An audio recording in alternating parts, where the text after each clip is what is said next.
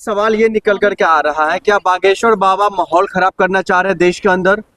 वो कुछ नहीं, वो जो है चुनावी माहौल बनाना चाहते हैं। नहीं, माहौल देश के अंदर खराब कर रहे हैं, हाँ या नहीं नहीं, माहौल तो खराब ही कर रहे हैं। माहौल खराब कर रहे हैं, माहौल खराब करने का गिरफ्तारी क्यों नहीं हो रही है? वो दिल्ली से वृंदावन कैसे जा सकते हैं? नहीं, देखो ये सरकार का प्रशासन का काम है। हम और आप नहीं गिरफ्तार करेंगे। आप जनता है, लेकिन आप तो सवाल खड़ा करेंगे। नहीं, हम सवाल कर सकते हैं कि जब आपको ऐसे ही जो है आपको ऐसे ही करना है, एक बार कुछ और कहना है कि हाँ हिंदू जात पात की करो विदाई, फिर कहते तुम जात क्यों छुपाए, तो भाई इस पे तो कार्रवाई होनी चाहिए, गिरफ्तारी बिल्कुल होनी चाहिए। हाँ बिल्कुल होनी चाहिए, बिल्कुल होनी चाहिए, क्यों नहीं होनी चाहिए? अरे बाबा है, लोगों की पर्ची खोलते और आप कह रहे गिरफ्तारी होनी चाहिए। भाई पर्ची वो किसी की खोलते हैं। राजकुमार भाटी ने 10 लाख रुपए का उन्होंने इनाम रखा कि हमारी पर्ची खोल, तो मैं 10 लाख रुपए दूंगा। क्यों नहीं खोल दी उसकी पर्ची? तो क्या बागेश्वर बाबा झूठ बोल रहे हैं? भाई वो तो वो जाने झूठ बोल रहे हैं, क्या बोल रहे हैं?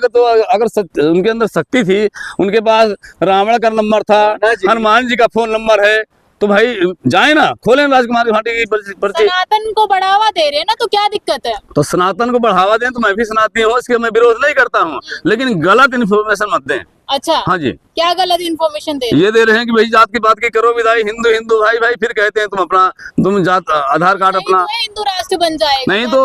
अरे तो ये क्यों कह रहे हैं वो कि तुम अपना आधार कार्ड क्यों चेंज किया जाति के नाम से, जाति को छुपाई, ये क्यों कह रहे हैं? ये भी तो जब हमारी ना जाति छुपा के तो किसी उसमें। मैडम जी, जब जात कोई उन्होंने खुद ही खत्म कर दिया, मैं तो उनका ही बयान बता रहा हूँ, मैं और किसी का बयान नहीं बता रहा हूँ। मैं धीरेन्द्र शास्त्री जी का ही बयान बता रहा हूँ।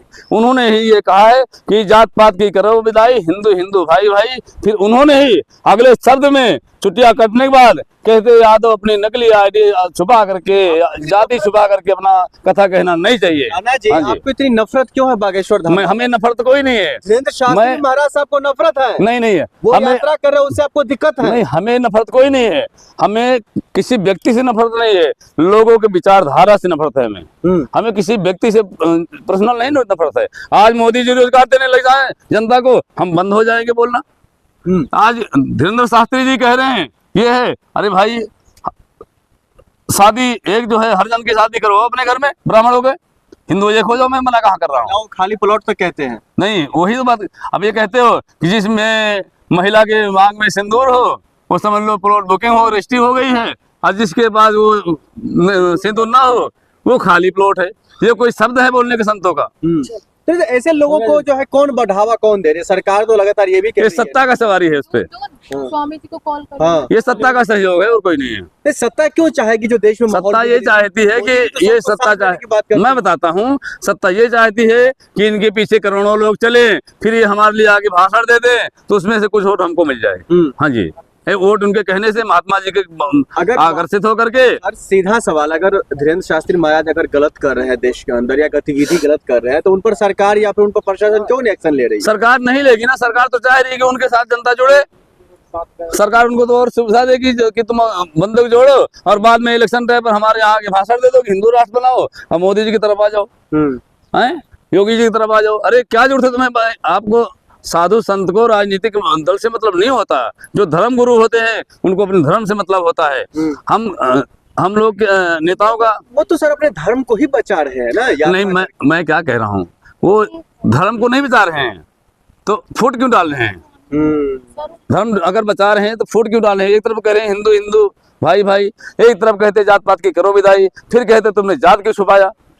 एक ही व्यक्ति से अलग अलग सवाल आ रहे हैं, तो हम क्या माने बताओ? ये हम सबको एक तो रहना चाहिए, वो तो अच्छी बात है।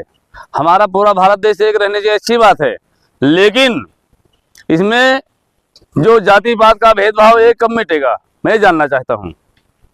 ये जाति पात का भेदभाव बागेश्वर धाम की बात आप कर रहे हैं, पूछना चाहते हैं, तो मैं आपके चैनल के माध्यम से बताना चाहता हूँ।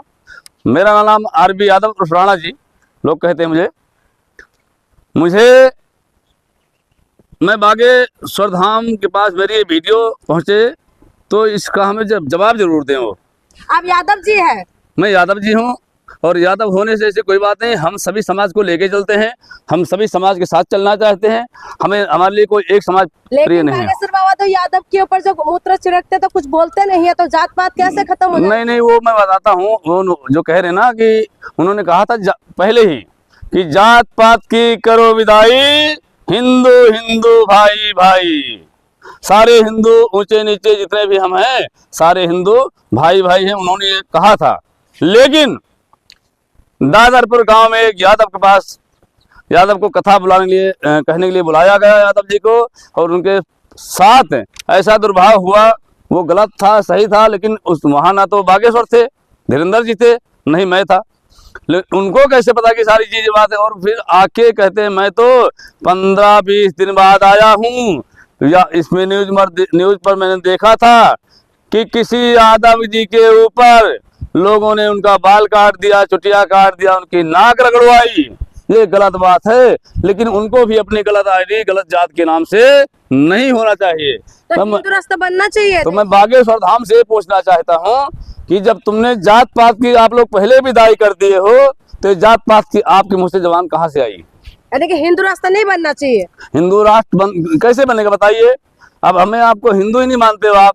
मैं मंदिर नहीं जा सकता हूँ, मैं कहीं जा नहीं सकता हूँ, पूजा नहीं कर सकता हूँ, कथा नहीं कर सकता हूँ, तो हिंदू राष्ट्र कैसे बनेगा? और हिंदू है क्या शब्द हमारे हिसाब से? आप जैसे हिंदू की वजह से कमजोर पड़ रहे हैं।